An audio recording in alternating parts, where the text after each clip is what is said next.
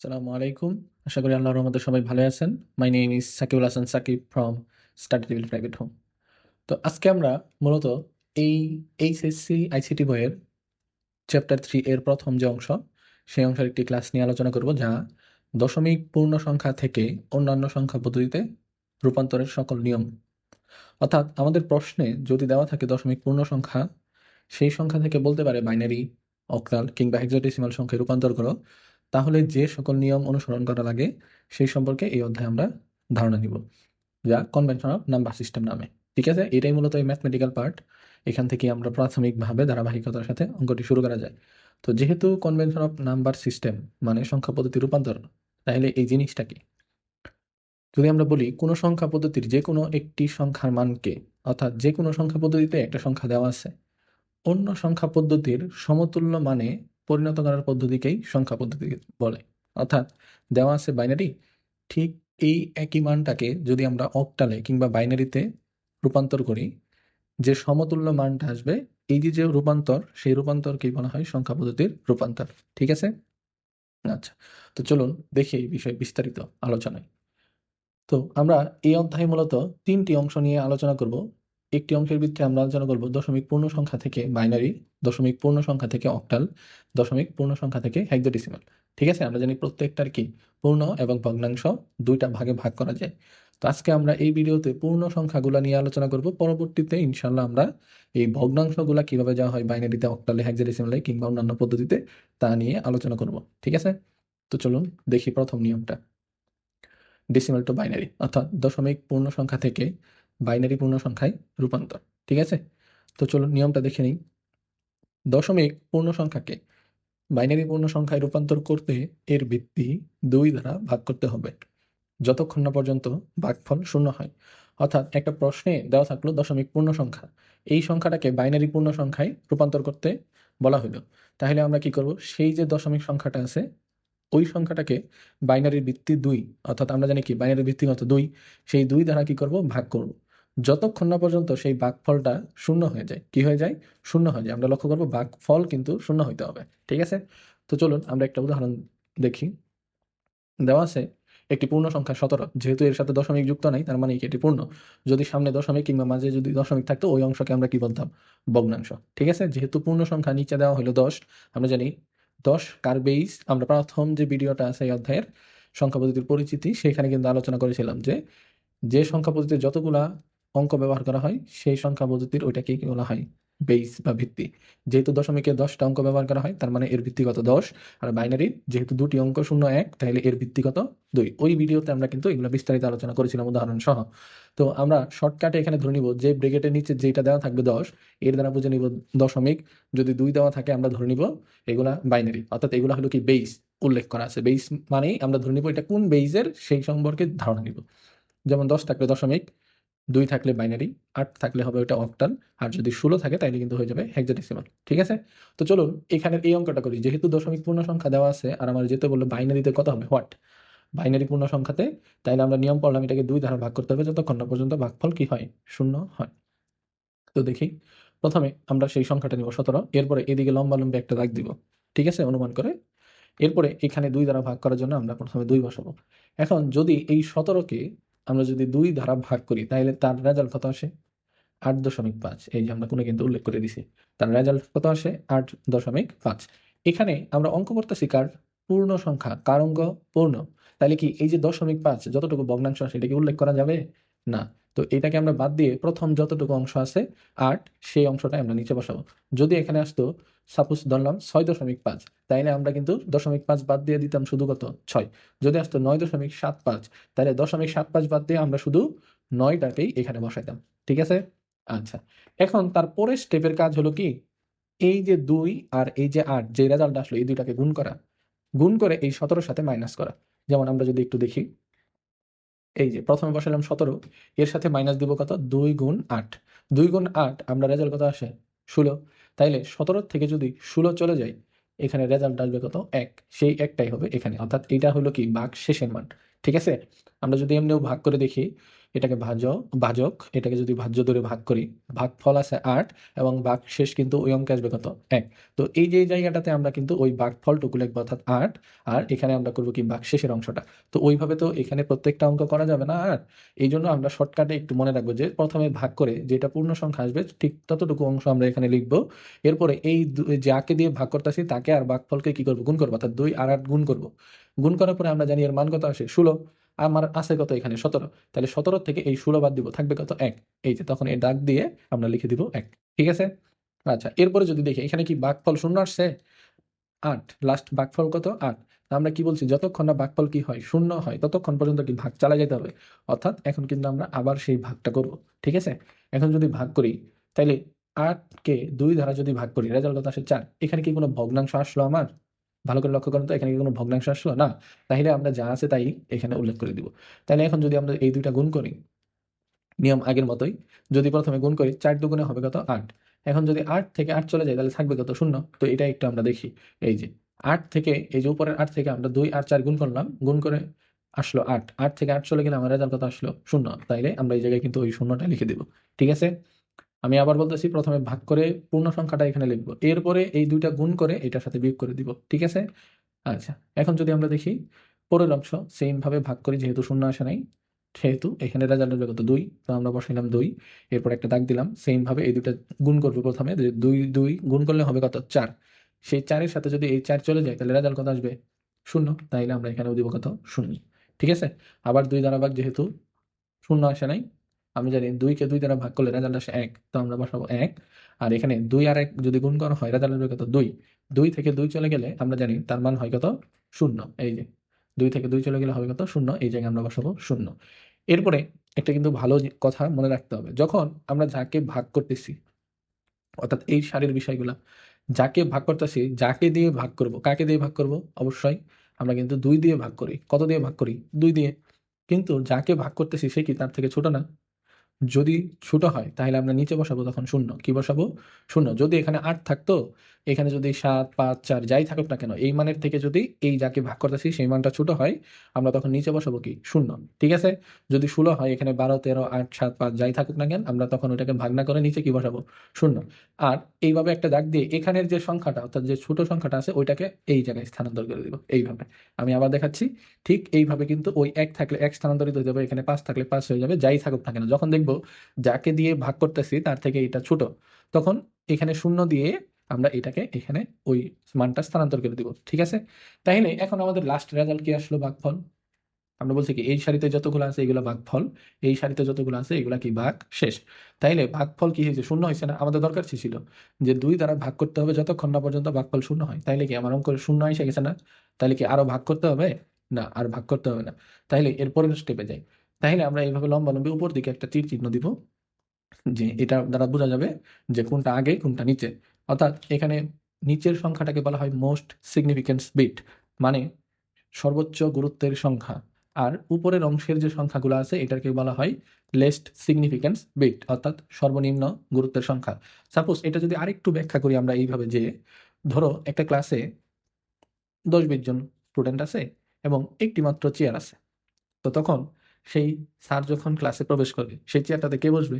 একজন স্যার, তাই কিনা? তার মানে গুরুত্বের দিক থেকে সে কি গুরুত্ব বেশি তার, এবং সেই তুলনায় সেই স্টুডেন্টদের গুরুত্ব কি কম। তাহলে স্যার বসবে, এবং পরবর্তী যদি আরো কোনো চেয়ার বা কোনো বসার জায়গা থাকে সেখানে কিন্তু সেই স্টুডেন্টগুলো বসবে। এখন ধরো ওই স্কুলেরই একটা চেয়ারই আছে, স্যার যেখানে বসে আছে। এখন ওই স্কুলের যদি একজন বা কলেজের প্রিন্সিপাল চলে আসে, তাহলে সেই চেয়ারে কি আর সেই স্যার বসে থাকবে? তখন কি করবে সেই স্যারটাও তার যে থেকেও যিনি সম্মানিত বা বেশি গুরুত্বপূর্ণ ব্যক্তি তাকে কিন্তু সেই চেয়ারটা দিয়ে দিবে স্বাভাবিকভাবেই, তাই কিনা? যেহেতু চেয়ার একটা, যদি দুইটা থাকতো তাহলে হয়তোবা অন্য চেয়ারটা তার দিকে আগায় দিত, এরকম একটা বিষয়। তাহলে আমরা যেটা বুঝাইতে চাচ্ছি যে যার গুরুত্ব বেশি সেই সংখ্যাটা আমরা প্রথমে বসাবো। যেমন এখানে এই যে নিচের দিক থেকে, যদি এখানে উপর নিচ সবই সমান, পরের উদাহরণটা গেলে আমরা এটা ক্লিয়ার হবো। তো প্রথমে এই যে নিচের যাকে আমরা বললাম মোস্ট সিগনিফিকেন্ট বিট, সে একটা বসবে, এরপরে এই শূন্য শূন্য শূন্য, এরপরে কিন্তু এক বসবে। অর্থাৎ নিচে থেকে প্রত্যেকটা মান এখানে কিন্তু বসাই যেতে হবে। বুঝছো ব্যাপারটা? আচ্ছা, এখন যদি আমরা উত্তরটা লিখি, 17 ছিল দশমিকে। এখন এই যে রেজাল্টটা আসলো, সেম মানটা এখানে লিখে দিব। এটাই হলো কি বাইনারিতে। তো এই ছিল পদ্ধতি যে যদি কখনো দশমিক সংখ্যা দেওয়া থাকে আর সেটাকে যদি পূর্ণ সংখ্যা হয়, তখন আমরা বাইনারিতে রূপান্তর করতে গেলে দুই দ্বারা কি করব, ভাগ করব, যতক্ষণ না পর্যন্ত সেই ভাগফলের মান শূন্য আসে। আর সেই পদ্ধতি নিয়ে কিন্তু আমরা এতক্ষণ আলোচনা করলাম, ঠিক আছে। এখন যদি এটার আরো কিছু উদাহরণ নিয়ে আমরা আলোচনা করি।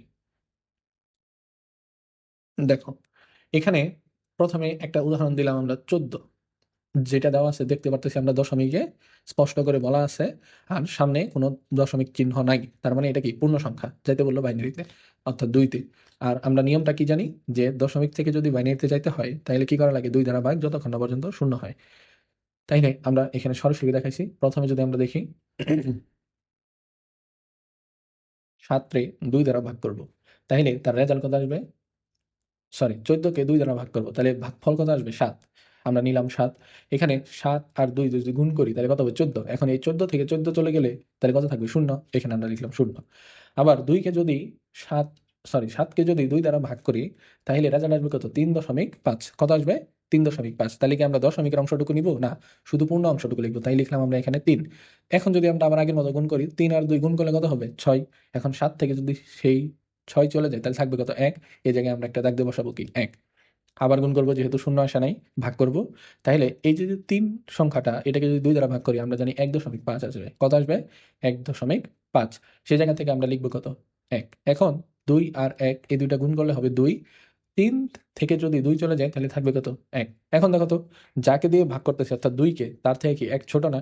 আমরা কি বলছি, যখন ছোট হবে তখন আমরা এই নিচে কি বসাবো, শূন্য। আর ঠিক সেম ভাবে এই জায়গায় আমরা কি বসাবো, 1। ঠিক আছে, ওই যে যত ছোট সংখ্যাটা আছে সেটা। এখন যদি এটা আমরা একটু ঝুম করে দেখি, যে সর্বোচ্চ যার গুরুত্ব সে কি বসবে আগে, আর সর্বনিম্ন যার গুরুত্ব সে কি বসবে পরে। তাইলে আমরা নিচ থেকে যদি লক্ষ্য করি, 1, তারপরে 1, তারপরে 1, তারপরে কি হলো, শূন্য। আর উত্তরের ক্ষেত্রে আমরা এটা লিখবো যে 14 যে সংখ্যাটা ছিল দশমিকে, সেটার বাইনারি মান হলো 111 0, যেটার মান হলো কি বাইনারিতে। ঠিক আছে। এরপরে যদি আমরা দেখি আরেকটা উদাহরণ, 27। এটা দেওয়া আছে ধরো দশমিকে, যেহেতু পূর্ণ সংখ্যা এবং কি লেখা আছে, আর বাইনারিতে আমরা জানি নিয়ম কি, এই একটাই হবে, তাই কিনা। আমরা যদি এটাকে নিয়ে একটু ব্যাখ্যা করি এখন, যেহেতু 27, তাহলে এটা পূর্ণ সংখ্যা হওয়ার জন্য আমরা বাইনারিতে রূপান্তর করতে গেলে কি করবো, প্রথমে 2 দ্বারা কি করবো, ভাগ করবো। তো আমরা যদি আরেকটু ঝুম করে দেখি ভালো করে, দেখো প্রথমে এখানে 27 যে সংখ্যাটা ছিল সেটা নিলাম এবং 2 দ্বারা তাকে কি ভাগ করার প্রস্তুতি নিলাম। এখানে 27কে যদি 2 দ্বারা ভাগ করা হয় আমরা জানি 13.5 আসে। কত আসবে, 13.5 ক্যালকুলেটরে। তাইলে 27কে যদি 2 দ্বারা ভাগ করি 13.5, তাহলে 0.5 তো আর এই অঙ্কে নেওয়া যাবে না। আমরা কি নিব, শুধু পূর্ণ সংখ্যা। আর পূর্ণ সংখ্যা কত, 13। এখন 13 লিখলাম এই জায়গায়, এবং কি 13 আর 2 গুণ দিব প্রথমে আমাদের নিয়ম অনুযায়ী। ঠিক আছে, প্রথম উদাহরণে কিন্তু এগুলো ভেঙে ভেঙে দেখানো হয়েছিল। আচ্ছা, তাইলে 13 আর 2 যদি গুণ করা হয় তাহলে কত হবে, 26। এখন 27 থেকে যদি 26 চলে যায় তাহলে থাকবে কত, 1। এই জায়গায় আমরা বসাবো সেই একটা। এখন আবার ভাগ, যেহেতু শূন্য আসে নাই, 13কে যদি 2 দ্বারা ভাগ করি আমরা জানি 6.5 আসে ক্যালকুলেটরে। 6.5 আসলে আমরা 0.5 বাদ দিয়ে এখন শুধু লিখবো কত, 6। তাহলে আবার যদি গুণ করি, এখন 6 লেখার পরে 6 দুগুণে কত হবে, 12। উপরে আছে কত, 13। 13 থেকে যদি এই 12 বাদ যায় তাহলে থাকবে কত, 1। এই জায়গায় আমরা বসাবো কত, 1। আবার ভাগ, যেহেতু শূন্য আসে নাই, 6কে যদি 2 দ্বারা ভাগ করি আমরা জানি সরাসরি রেজাল্ট আসে কত, 3। এখানে কিন্তু কোনো ভগ্নাংশ সংখ্যা আসে না। যেহেতু ভগ্নাংশ আসে না তাই 3 বসাইলাম, এবং কি 3 আর 2 গুণ দিব তখন। 3 আর 2 গুণ দিলে আমাদের রেজাল্ট কত আসবে, 6। এখন 6 থেকে যদি এই 6 বাদ যায় তাহলে আসবে কত, শূন্য। ঠিক আছে। এরপরে আবার ভাগ, 1.5 আসবে। 3কে যদি 2 দ্বারা ভাগ করি, 0.5 বাদ দিলে থাকবে কত আমার, 1। আর সেই জায়গা থেকে আমি 2 আর 1 গুণ করে রেজাল্ট আসবে কত, 2। এখান থেকে 3 বাদ দিলে আমি লিখবো কত, 1। ঠিক আছে। এখন দেখো তো কি দেখতে পারতেছি, বরাবরের মতোই এই 2 এর থেকে 1 কিন্তু ছোট। আর যেহেতু ছোট, তাহলে আমরা কি বলছি, নিচে শূন্য দিয়ে এই যে যে 1 সংখ্যাটা আছে এটাকে এই পাশে পাঠাই দেবো।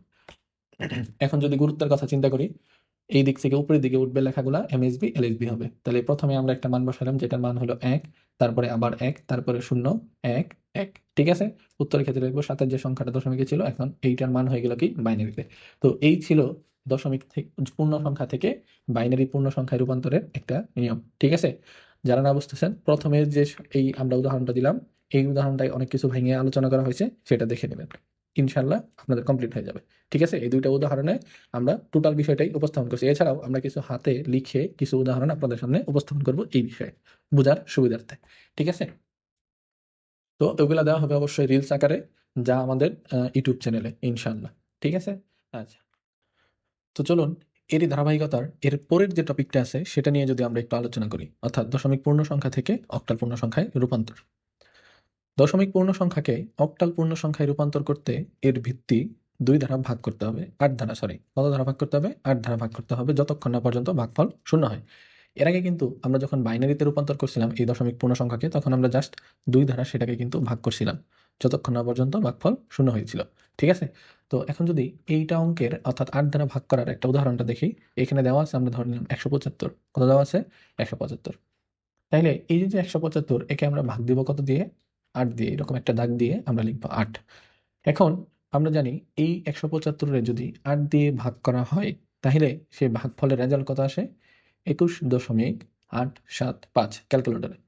তাহলে আমরা কিন্তু জেনেছি, যেহেতু পূর্ণ সংখ্যার অঙ্ক, তাই আমরা কোনো ভগ্নাংশের অংশ নিব না, শুধু পূর্ণ অংশটুকু নিব। অর্থাৎ এখানে মান কত আছে? 21.875 আমরা শুধু নিব 21। আমরা নিলাম 21। এখন এখানে একটা দাগ দিয়ে আমরা প্রথমে করব কি? 8 আর 21 এই দুইটা গুণ দিব। কি করব? গুণ করব। এবং 175 সাথে কি ওই গুণফলটাকে বিয়োগ করে দিব। এই যে 175 দিলাম, 8 এবং 21 এই দুইটা গুণ দিলাম। এখন যা আসলো ওইখান থেকে 175 বাদ দেওয়ার রেজাল্ট আসলো কত? 7। আমরা দিলাম সেই 7। ঠিক আছে? এরপরে যদি আমরা সেই 21কে আবার 8 দ্বারা ভাগ দেই, কারণ যতক্ষণ না পর্যন্ত শূন্য হয় ততক্ষণকে আমার ভাগ করে আগাইতেই হবে। তাহলে আমার কিন্তু রেজাল্ট যেটা আসে 2.625। ঠিক আছে? তাইলে 0.625 এটাকে আমরা নিতে পারবো? না, আমরা নিব কতটুকু? জাস্ট 2। তাইলে যেহেতু পূর্ণ অংশ 2, তাই নিলাম 2। এখন কি করব? 21 থেকে 8 আর 2 গুণ করলে যত হয়, অর্থাৎ 16, সেই 16কে বাদ দিব। ঠিক কিভাবে? এই যে 21 থেকে আমরা বাদ দিলাম 8 আর 2 গুণ করে 16, সেটা 21 থেকে যদি 16 চলে যায়, আমরা জানি কত হয়? 5। সেই 5টাকে আমরা এই জায়গায় লিখে দিব। ঠিক আছে? এখন যেহেতু শূন্য আসে নাই, আরো ভাগ করতে হবে। যেহেতু এখানে আমাদের ভাগফল 2, তাহলে আমাদের কি নিয়ম অনুযায়ী আরো ভাগ করেই যেতে হবে। তাই আমরা যদি আবারও 8 দ্বারা ভাগ করি, এখানে কিন্তু একটা নিয়ম আমরা পড়ছিলাম যে এই যে 8 যাকে দিয়ে ভাগ করব এবং যাকে ভাগ করব তার থেকে যদি সেই সংখ্যাটা ছোট হয়, আমরা তার নিচে এরকম একটা দাগ দিয়ে মান দিই কত? শূন্য। এখানে যেহেতু ভাগ করতেছে 8 দিয়ে, 8 এর থেকে নিচে যাই থাকুক না কেন, 7, 5 কিংবা 4, 3 যাই থাকুক, আমরা সেইটাকে নিচে দিব কত? শূন্য। ঠিক আছে? আর এখানে একটা দাগ দিয়ে আমরা বলছিলাম কি এই 2টাকে ঠিক এইভাবে এখানে স্থানান্তর করে দিব। এখানে যদি 3 থাকতো, আমরা একইভাবে এখানে এইরকমভাবে 3টাকে স্থানান্তর করে দিতাম, 3 লিখতাম। যদি এখানে 5 থাকতো, তাইলে আমরা সেই 5টাকে করে দিতাম। যেহেতু এখন লক্ষ্য করতে পারতেছি এই ভাগফলের মানটা শূন্য আসছে, তার মানে কি আমার ভাগের যে কার্যক্রমটা ছিল সেটা কিন্তু শেষ। এখন আমরা সেই নিয়মটা পড়ছিলাম কি? এই যে অঙ্কগুলা, এক্ষেত্রে কিন্তু নিচ দিক থেকে উপরের দিকে উঠাইতে হয়। অর্থাৎ নিচের সংখ্যাটার গুরুত্ব বেশি, তাই এটাকে আমরা লিখি MSB। এরপরে যেহেতু উপরের সংখ্যাটার গুরুত্ব কম, তাই আমরা লিখি কি? LSB, অর্থাৎ most significance bit, least significance bit, অর্থাৎ সর্বোচ্চ গুরুত্বের সংখ্যা, অর্থাৎ 2 এর গুরুত্ব বেশি, তারপরে 5, তারপরে কি? 7। আর এখানে যদি আমরা উত্তরটা লিখি 2, 5, 7 লিখব। ঠিক আছে? আর লিস্ট সিগনিফিক্যান্স বিট মানে কি? সর্বনিম্ন গুরুত্বের সংখ্যা। উত্তরটা লিখে দিব 175, যেটা দেওয়া আছে দশমিকে। আর এখন আমার উত্তর আসলে অক্টালে কত? 257। ঠিক আছে? তো এইভাবেই মূলত আমরা অক্টাল সংখ্যায় রূপান্তর করে দেখি। তো এখন যদি এটার আরো 2-1টা আমরা উদাহরণ দেখি, তাহলে কি দাঁড়ায়? এই যে অক্টাল সংখ্যাটা আছে, সেই দশমিক সংখ্যাটা যে আছে, সেই দশমিক সংখ্যাটা যদি আমরা অক্টালে যাই, এখানে সংখ্যাটা যদি দেওয়া থাকে 150, আমরা কি জানি? 150 এর প্রথমে 8 দ্বারা ভাগ দিব। তাইলে 18 দশমিক সামথিং আসবে। সেই 18 এবং 8 এই দুটো আমরা গুণ দিব। তার থেকে 150 যদি আমরা বাদ দেই, আমার রেজাল্ট আসে কত? 6। তাই এই জায়গায় আমরা দিয়ে দিব 6, ভাগশেষের মানটা। 18 যেহেতু শূন্য আসে নাই, আবার ভাগ দিতে হবে 8 দিয়ে। 8 দিয়ে ভাগ করলে আমরা জানি 2 দশমিক সামথিং আসে। তাই দশমিক সামথিং আমরা বাদ দিয়ে এখানে লিখব কত? 2। তাইলে 8 দুগুণে হবে কত? 16। 18 থেকে যদি সেই 16 বাদ দেই, আমার থাকে 2। আমি এই ভাগশেষের জায়গায় একটা দাগ দিয়ে লিখব কত? 2। এরপরে যেহেতু আমি দেখতে পারতাছি এই যে আমার অঙ্কের মানটা অর্থাৎ 2, এটা আমার কি? ছোট। 8 এর থেকে কি? ছোট। তাইলে আমরা জানি নিচে শূন্য দিয়ে আরেকটা দাগ দিয়ে এই 2টা আমরা এই পাশে পাঠাই দিই। তাইলে গুরুত্বের দিক থেকে যেহেতু নিচের সংখ্যার গুরুত্ব বেশি, তাই 2, 2, 6 এটা লিখে নিচে দিয়ে দিলাম 8। উত্তর লিখলাম 226, যার মান ছিল দশমিকে 150। ঠিক আছে?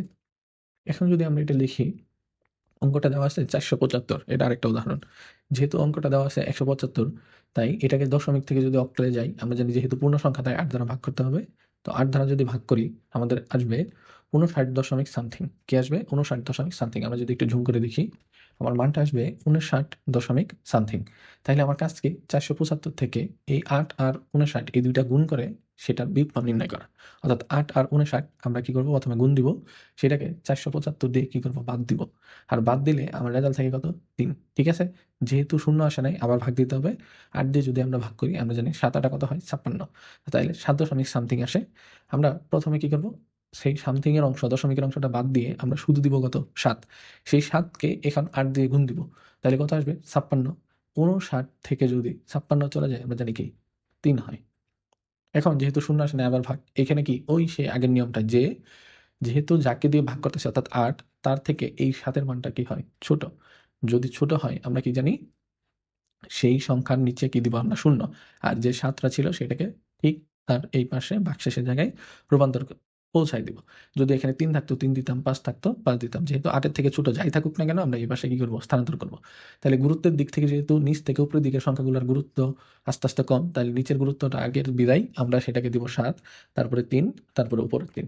এই ছিল আমার সেই 3য় নম্বর উদাহরণটি। তো এই 3টা নিয়মে এই অক্টাল থেকে অর্থাৎ দশমিক থেকে যদি আমরা অক্টালে যাই, তাহলে কিন্তু আবার এই 8 দ্বারা ভাগ করতে হবে যতক্ষণ না পর্যন্ত ভাগশেষ শূন্য হয়। ঠিক আছে? আচ্ছা, এরপরে এই ধারাবাহিকতার নেক্সট টপিক যদি নিয়ে আমরা আলোচনা করি, সেটা হলো দশমিক পূর্ণ সংখ্যা থেকে হেক্সাডেসিমাল পূর্ণ সংখ্যায় রূপান্তর।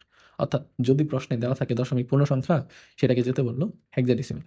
তাইলে দশমিক পূর্ণ সংখ্যাকে হেক্সাডেসিমাল পূর্ণ সংখ্যায় রূপান্তর করতে এর ভিত্তি 16 দ্বারা ভাগ করতে হবে, যতক্ষণ না পর্যন্ত ভাগফল শূন্য হয়।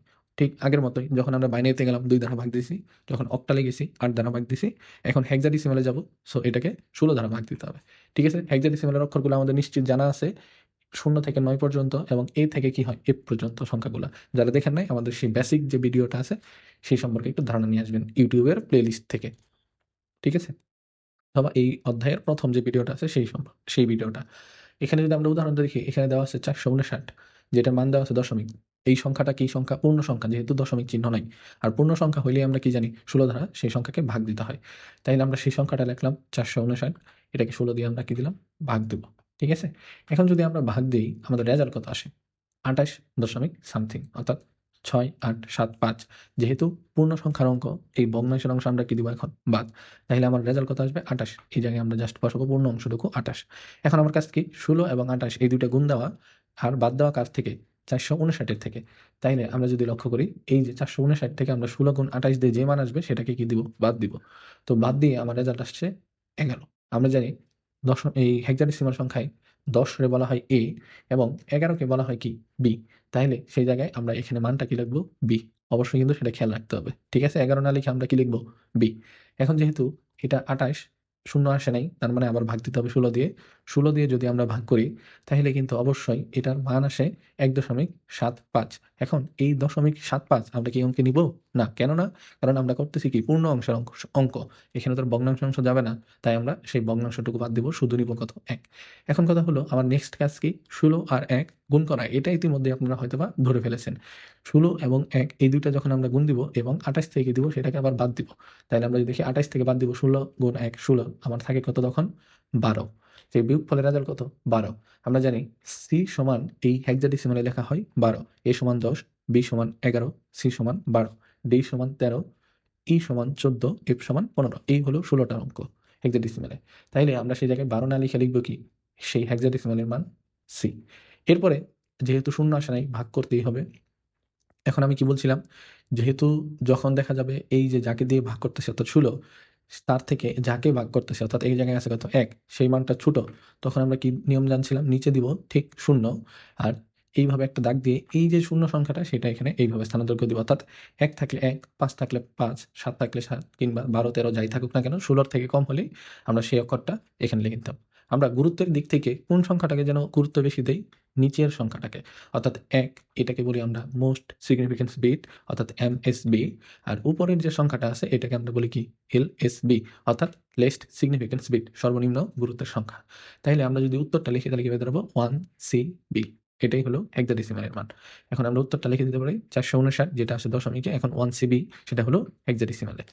এখন সেই জায়গা থেকে আরো যদি একটা উদাহরণ আমরা দেখি এই হেক্সাডেসিমাল সংখ্যার 390 যে সংখ্যাটা আছে দশমিকে আমাদের যেতে বললো হেক্সাডেসিমালে, তাইলে আমাদের নিয়মটা কি হবে? এই যে 390 এটাকে 16 দ্বারা ভাগ করা, অর্থাৎ আমার 24 দশমিক সামথিং আসবে, সেই সামথিং টুকু বাদ দিয়ে আমরা শুধু 24 টুকুই এখানে কিন্তু অন্তর্ভুক্ত করব, ঠিক আছে, অর্থাৎ পূর্ণ সংখ্যাটুকু।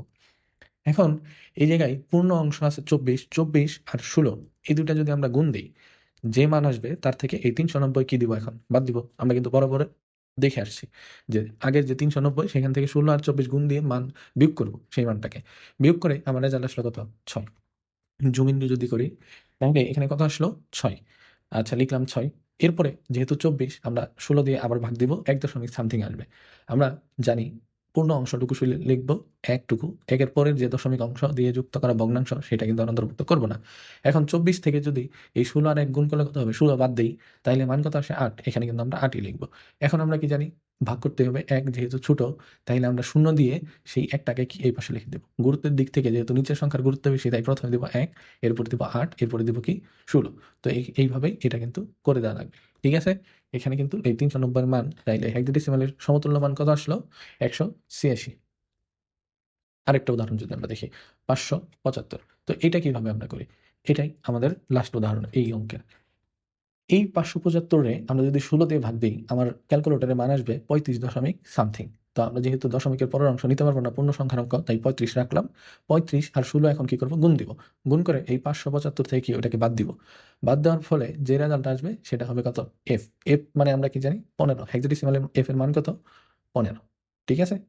আচ্ছা, এরপরে আমরা যদি আবার 16কে 35কে যদি 16 দ্বারা ভাগ দেই তাহলে 2 দশমিক কি আসবে? সামথিং।